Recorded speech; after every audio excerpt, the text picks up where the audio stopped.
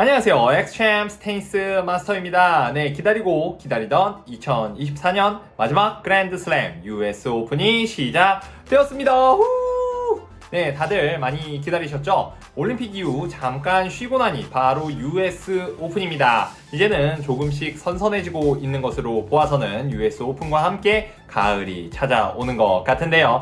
많은 테니스 팬들이 기다리고 계시는 US 오픈 시작 전, 아니죠, 조금 시작은 했으니까요. 아시고 보시면 좀 더 좋을 만한 것들을 정리해보고 가겠습니다. 네, 첫 번째입니다. 조코비치의 타이틀 방어전입니다. 네, 조코비치는 파리에서 기분 좋게 금메달을 따고 말이죠. 조코비치 중간에 ATP 1000 시리즈 2개나 있었지만 모두 참여하지는 않았습니다. 만약 이번에 25번째 타이틀을 따면서 방어를 한다면 말이죠. 조코비치의 점수는 변함이 없겠지만 7년 연속으로 매년 1개 이상의 그랜드슬램 타이틀을 딴 연속 기록을 유지해 나갈 겁니다. 네, 2017년 한 번 무관인 적이 있었네요. 네, 두 번째입니다. 알카라즈의 3번 연속 그랜드슬램 우승입니다. 알카라즈는 일전에 롤랑가로스와 윈블던에서 이미 우승을 했죠. 네, 뉴욕에 오기 전 이미 메이저에서만 14연승을 거두고 있는데요. 알카라즈는 US 오픈에서 단 한 번도 8강 전에 떨어진 적이 없습니다. 지금까지 3번을 나갔는데요. 8강 우승 그리고 4강입니다. 네, 물론 그 전에 신시내티에서 1라운드를 가엘 몽피스에게 지는 좀 다소 충격적인 소식이 전해졌죠. 그리고 라켓도 좀 부시는 모습을 보였는데요. 지금 본인에게 자신은 있다라고 얘기를 하고 있습니다. 중간 US 오픈을 위한 훈련을 하다가도요, 또 살짝 발목이 부상을 당했다는 소식도 들려왔었는데요.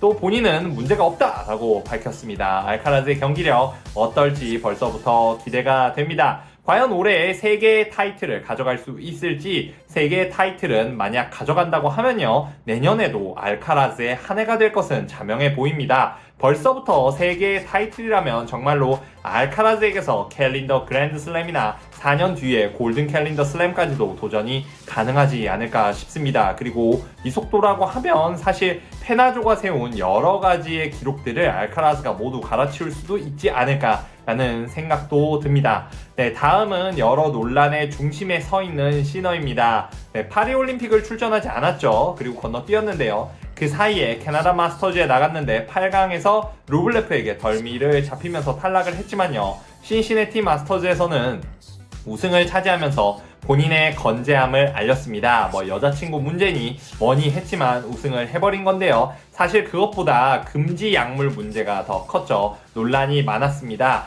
닉 키리오스가 맹렬하게 비난도 했고요. 이 금지된 약물로 인해서 더 올해의 경기력이 갑자기 향상된 것 같다는 얘기도 돌았습니다. 네, 시너의 코치인 데런 케이힐은 1등이어서 특혜를 받았다기보다는 충분히 대응할 수 있는 자금적인 측면에서 낮은 랭킹의 선수들과는 좀 달랐을 수 있다라고 얘기를 했지만요. 이 논란은 좀처럼 가라앉고 있지 않는 것 같습니다. 네, 팬인 저로서도 조금 아쉬운 부분인데요. 이 같은 논란에 있었지만 US 오픈 출전 문제없이 정상적으로 해서 1라운드 경기도 마쳤습니다. 네, 일단 시너는 작년에 16강 4라운드에서 즈베레프에게 3대2로 지면서 탈락을 했습니다. 그래서 이번에 방어해야 되는 포인트도 상당히 적습니다. 어느 정도만 올라가더라도 올해 말에 1등을 유지하는 거에서는 가장 유리한 조건을 가지지 않았나 생각이 듭니다. 네, 네 번째죠. 이제는 항상 우승 후보로 나오는 즈베레프입니다. 네, 2020년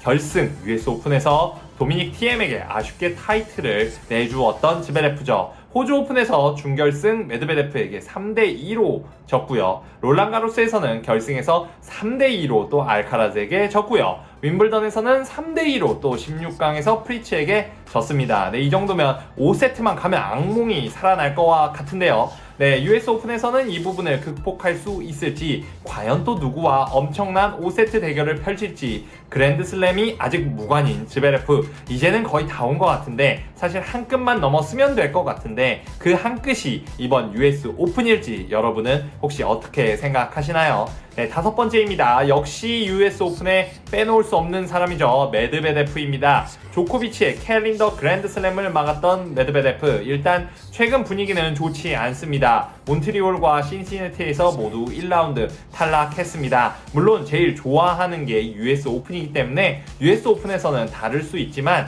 경기력은 한번 지켜봐야 할 것 같은데요. 그 외에 다른 선수들도 잠깐 얘기를 해드리자면 루블레프 있죠. 네, 세계 6등입니다. 최근에 시너를 잡기도 했는데 말이죠. 2020년부터 딱 보면 8강 3라운드 8강 8강으로 US 오픈 8강까지는 어느 정도 기본빵으로 잘 가는 선수입니다.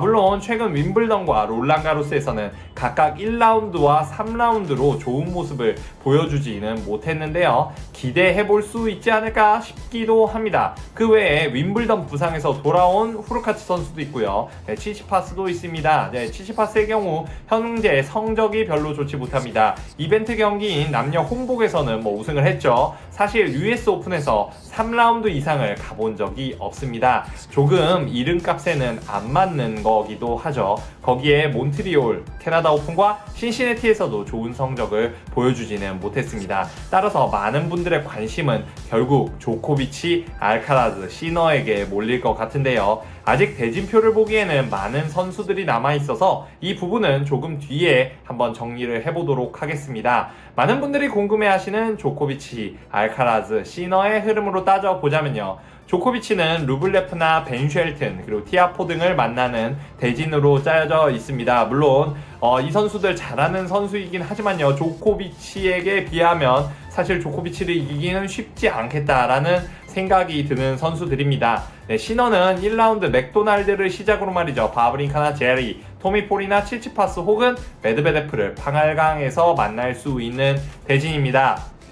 알카라즈의 경우 잭 드레이퍼, 코르다, 후르카츠를 만날 대진이죠. 이후 모두 다 순조롭게 올라간다면 시너와 알카라즈의 4강이 있을 수 있습니다. 네, 일전에도 US 오픈에서 시너와 알카라즈는 피 터지는 US 오픈 경기를 보여준 적이 있었죠. 일단 제가 영상을 만들고 있는 이 시점에서 조코비치는 사실 조금 불안한 모습을 보여주고 있습니다. 1라운드 쉽게 이기긴 했지만요. 10개의 더블폴트와 47개의 첫 서브 성공률을 보이고요. 40개의 언포스트 에러를 만들었습니다.